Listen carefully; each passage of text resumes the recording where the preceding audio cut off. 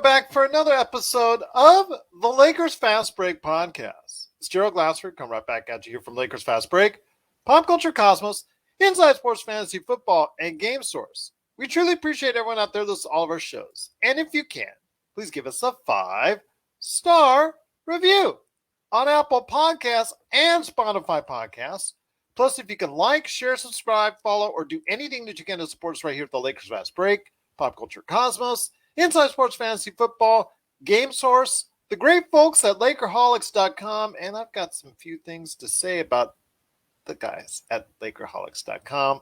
Plus also as well, the great folks at the Hoopheads Podcast Network. It is sincerely appreciated. Well, going into today, hoping everybody's day went well. We got the bad loss last night because we had no LeBron. And it looked like it was going to get a lot worse for us, especially if you're a betting guy here in Vegas, because we found out about a couple hours before game time against the Charlotte Hornets that no LeBron, no Anthony Davis, and also no Malik Monk. So there's 3 of your top scorers out of the lineup, and we know what each brings to the team. Heading into a team in Charlotte, the Hornets, who just finished scoring earlier this week 158 points against the Indiana Pacers.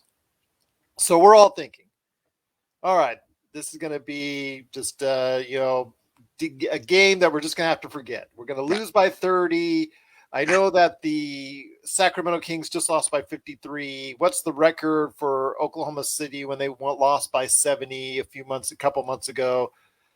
Okay, as long as we don't do that, we're going to be okay. And I reached out beforehand to see who was going to go ahead and jump on the show with me.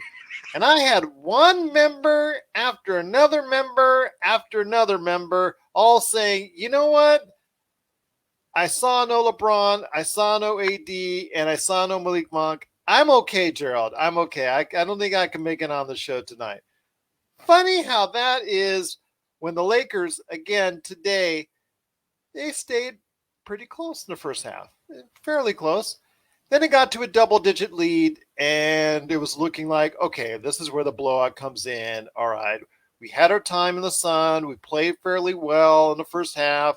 You know what? Okay, we played. That's good. Good moral victory right there for you. We're all going to let it go from there. And it's all going to go ahead and be just a normal 20 to 25-point blowout, as expected, as I'm sure everyone out there expected. As I'm sure that the guys that didn't want to come on to the show tonight expected as well. But the only man out there who did accept it, and this is when the Lakers were down by almost 20 points, was a guy with me tonight. So I give him big props for being here tonight, whether the Lakers are down or the Lakers are up. And so, wouldn't you know, the Lakers in the second half have a huge 36-22 third quarter run and almost snatch victory out of defeat, but a great game from Ish Smith. Yeah. A very solid game from LaMelo Ball.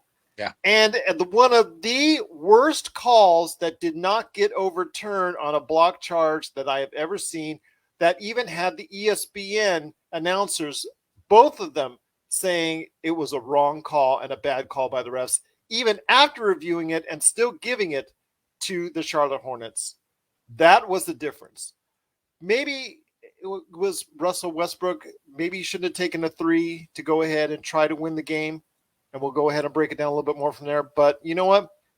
He put us back into this entire game with 30 points in the second half. The most points scored in a half by Lakers since the last game that Kobe Bryant ever played. Yeah. And the Lakers in one of the best performances of the year, because it's one of the gutsiest performances of the year, the intestinal fortitude we have not seen, even in the Jazz game, even in a couple of the other big wins that they've had. We have not seen a gutsy performance like this at all from the team, and they almost pulled it out. But that call, I believe, was the difference. And I think the NBA, in their report and review, are not going to make anything better for us the next day when they say, yes, the refs blew the call and it was a charge. So that doesn't help our cause anymore. But you know what? I've got big kudos for the entire team, for Russell Westbrook, who I've been on all year long as far as being a mistake, be traded, the whole 9 yards. but the Lakers, unfortunately, still lose 117 to 114. Again, the difference, I think, was clearly that bad call. But here today to talk about the game is the only man who decided to go ahead and jump on the show. And I'm so glad he's here. You got to catch his 5 Things articles at Lakerholics.com. And this particular upcoming article will be a good one. It is a good man indeed. It is no Admiral Akbar today because it was almost a trap for the Charlotte Hornets. Right. We almost were the Superstar Destroyer. Yes, that's true. It is Jamie Sweet. And Jamie, I know we have a lot of questions that we're going to try and answer today in regards to Russell Westbrook.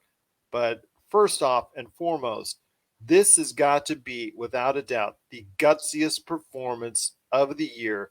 The most effort, the most, just basically just the best job all around the team has put out. Yes, I understand it's a loss, but when you're down 3 of your best players, this was a job well done for the team. I know you don't like moral victories, but I'm going to give them one for today. I have to agree with that. I think that, and Dwight didn't play either. So really Yes. we were out 4 guys, if you think about it. Yes. So, and we could have, it's one of those things where I understand, like they told Dwight, I'm sure before the game or, the day before, whatever, like, hey, it's a back-to-back. You're going up against Embiid. You're going to get the next game off. But then when AD goes out and LeBron's out and you desperately need size, somebody to like battle Plumlee in the middle a little better than the living tree that is DeAndre Jordan. I kind of wish they'd cracked that case open a little bit and said, you know what, Dwight, maybe you could play 5 minutes in the fourth quarter. Wouldn't have been nice. It would have been nice. But that's one of those things where I'm like, this is why you got a team. I get it. You probably told him, and maybe he didn't do his pregame thing. That I don't know. I'm sure there's a lot that goes into it that we're not privy to. But that was one thing that was a little frustrating as a fan. But I have to give a lot of credit to the Laker bench tonight, who played phenomenally, and Russell Westbrook. I mean, this was a vintage Russ game. This was a game that you would have seen him play with a bunch of nobodies you never heard of in OKC. This is the Russell Westbrook that Laker Tom, Joe Soro, and everybody on the Russell Westbrook train wants to see, that we have not seen the entire season. He's had one 30-point game outside of this, which was in a supporting cause to LeBron. Yep. So I'll give him this second game. So this is only the second game, in my opinion, that we've actually had a true Russell Westbrook that you guys actually hoped that we had traded for. And I think it's still possible. It's still possible, but it's going to take a lot of work, and we're probably going to run out of time. In terms of like maximizing this trio's potential. There's just not going to be enough games. There's not in the modern NBA. You don't practice like you used to. You gotta figure it out on the fly once the season starts. So, a lot of the pieces that, for whatever reason, the front office thought we were going to be counting on, guys like Ariza and DeAndre Jordan. I don't know why I still don't know why we haven't waived DeAndre Jordan yet. I would have rather kept Rondo, frankly, for moments like this. A Rondo in this game could have been the difference between a win and a loss, because, when Reeves grabbed that ball with about 15 seconds left and started walking it up the court, it was like, no, Austin, dude, you got to go. Rush it up there, yeah. We got to get this, and he's a rookie. He's going to learn. I was still saddened to see Westbrook take an outside jumper to try and win the game, as opposed to just try to drive it in, because he was so successful on his drives. I know they couldn't stop him, and he might have had a kick out too. I was a little surprised Kent wasn't on the floor at the beginning for that last play, because he was pretty hot from 3 tonight. He was one of the better 3-point shooters we had on the floor. Like you said, Kent Bazemore, Austin Reeves. Kent Bazemore came off the bench, shook off the cobwebs. 13 points for him. Carmelo Anthony, 19 points. The game in the first half the best Laker in the first half by far, I think. Was Carmelo, yes. Plus 20 was him, plus minus for the day. THT, unfortunately, only didn't give you as much as he liked, but it's still plus 11. Austin Reeves with 16 points, 8 rebounds, some quality shots. He hit an and one that was really good, and a 3-pointer down the stretch in the fourth quarter. again, this is stuff that you would like to see over the course of the rest of the season. What can they take from this man? What can they take? I mean, a lot of these guys aren't in the rotation a lot, right? Like Bazemore's not in the rotation a lot. Wayne Ellington got a lot of minutes tonight, not really in the rotation. Guys played more minutes, in roles that they wouldn't play with LeBron when LeBron is healthy. Um, this is still a team that's driven by the LeBron James Anthony Davis pairing, and Russ is still trying to figure out where he fits in that triumvirate. He has not established a consistent way to contribute at a high level with this team yet. And I think what you saw tonight was you maybe got to give Russ team grit to work with. Just bucket, lunch bucket guys going to put on their hard hat and play as hard as he is, and young guys to keep up with him because, LeBron and AD like to play at a slower pace. They just do. They do.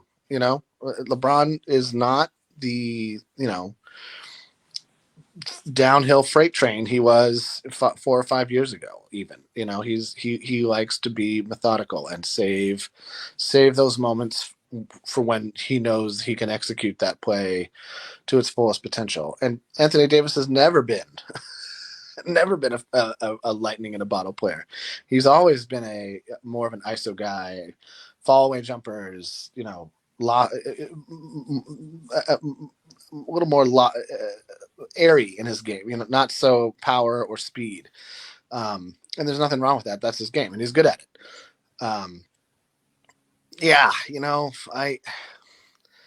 I don't know what we're gonna do to take anything from this. I mean, what I think I would like to take from it, if anything could carry forward, is that the guys who haven't maybe had the roles pan out the way they expected it to this season, the Bazemores, the Ellingtons, that it reminds them why you stay ready. You there will come a day when they need to break the glass in case of emergency, and you need to be ready to rock. And a lot of those guys showed up ready to rock tonight, and put their heart and left it all on the floor. And for that, they definitely have to be applauded. I do think you can take a moral victory from this because, I mean, obviously it would have been far better to take a real victory, right? There's no, based on our record, based on the situation that the Lakers are in right now, still trying to discover who they are more than, coming up on 2/3 of the way through the season. You know, you would like to see something that's a little more, something that has some continuity, some consistency, and that has just yet to be discovered this season. But this team has had a hard time playing with effort consistently, and so that's what I would love for them to take away: the lesson of, look what happens when you just compete. Look what happens when you just play hard, when you go hard, when you don't let down or give up. You know, if the first 5 minutes of a quarter don't go your way, or if the first half you get down double digits, or if you get close and then they pull away again by double digits, just keep putting the nose to the grindstone. Make the next play. Get the next rebound. Get the next stop. Focus on the defensive end more than the offensive end, and you will win more basketball games than you lose. It might not happen for this team right away, but if they can bring this effort forward, even with LeBron and AD, whom they will, I remember there was an era where, like, you could see the team ball watching Kobe because he was just putting on such a show. And LeBron is kind of the same way right now. He was in such a zone. It was so easy for the team to be like, well, give the ball to LeBron. Let's see what he can do. And we need more from the team. The team needs to come to a higher energy level. I don't know. I'm not saying the team needs to make, like, everybody else on the team needs to up their scoring average by 3 or 4 or 5 points. That's not what's going to win us a championship this season. The effort that they played with tonight, the defensive tenacity they displayed tonight, and the not quitting, the not throwing in the towel when it didn't go their way for long stretches of the game, that has to carry forward. Or I don't know that anything will revive the season that we all kind of hoped we would have. Once again, it's Jamie Sweet, kind of losing you on the audio, the portion of there, so I don't know what's going on with that. Once again, it's Jamie Sweet from Lakerholics.com. Please go ahead and check out his 5 things articles at Lakerholics.com. Once again, the Lakers did fall just short in a almost miracle comeback in the fourth quarter. Came down from double digits, and it looked like a game that without LeBron, without AD, without Malik Monk, without Dwight Howard, that it would not be a good game at all for the Lakers.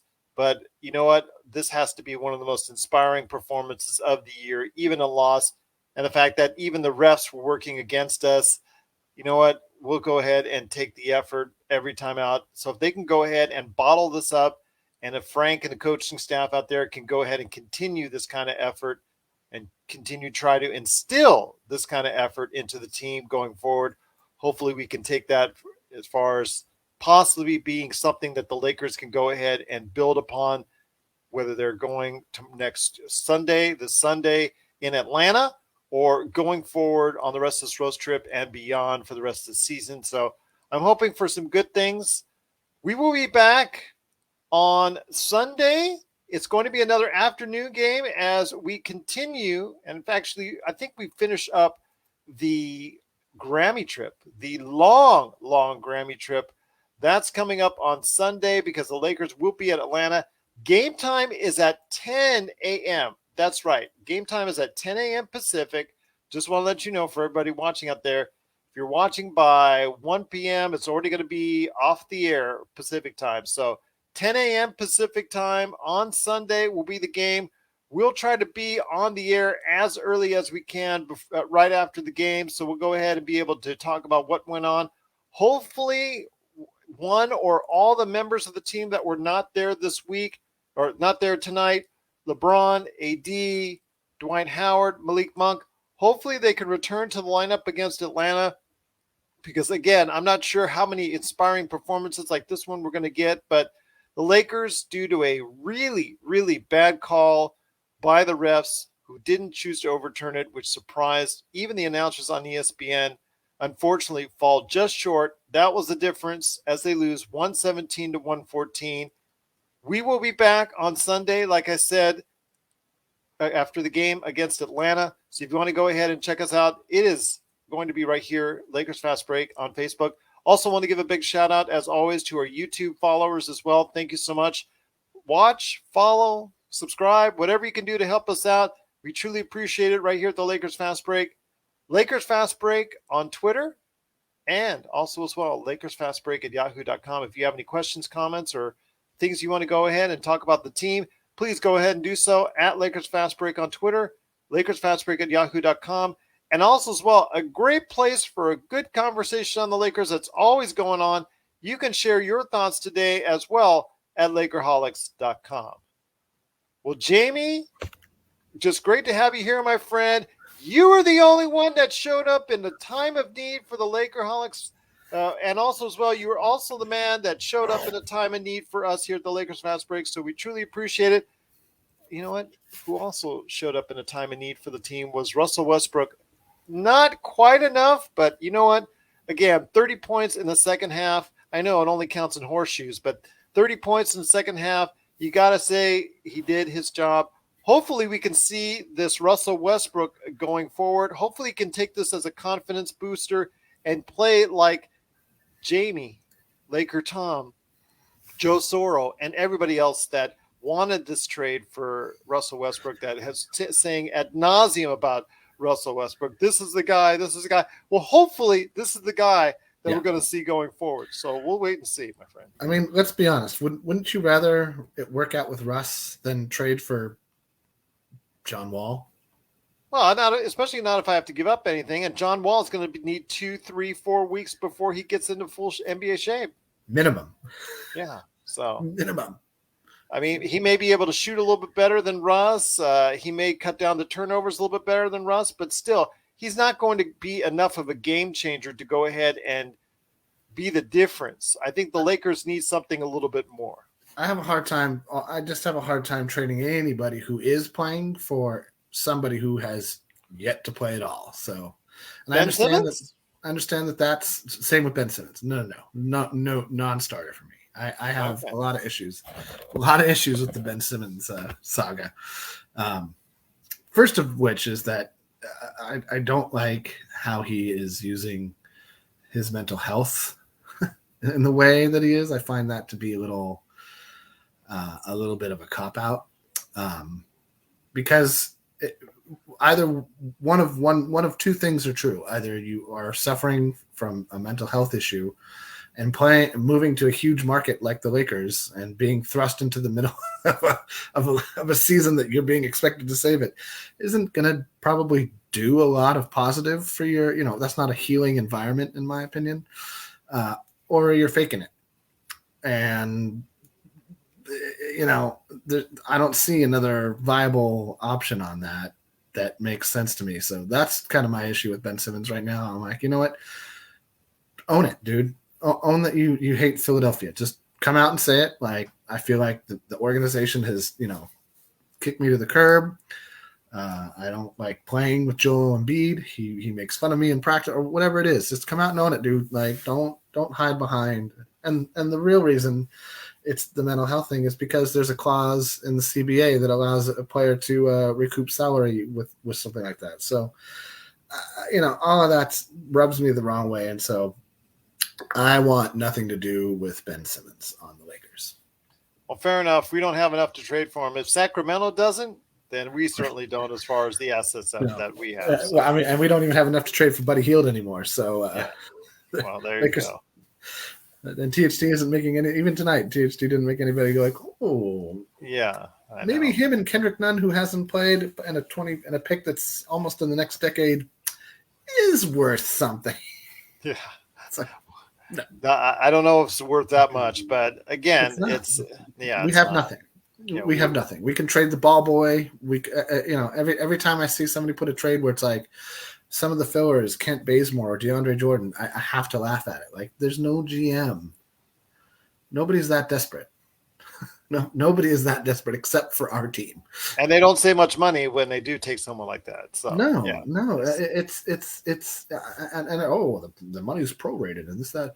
It doesn't matter. Like, you're still playing a piece of driftwood in DeAndre Jordan that somehow gets to put on clothes and walk around. And Kent Bazemore, I actually think has a little lift in the tank. He started the season really well and then really fell off a cliff, and I'm not sure, what that's all about. Hopefully tonight, maybe he can find a way back into the rotation and, continue to have a positive impact on our season. Well, let's hope so. Let's hope they can take this game, especially Russell Westbrook, and build upon it. But we'll find out on Sunday morning because the game, baby. 10 a.m. That's right.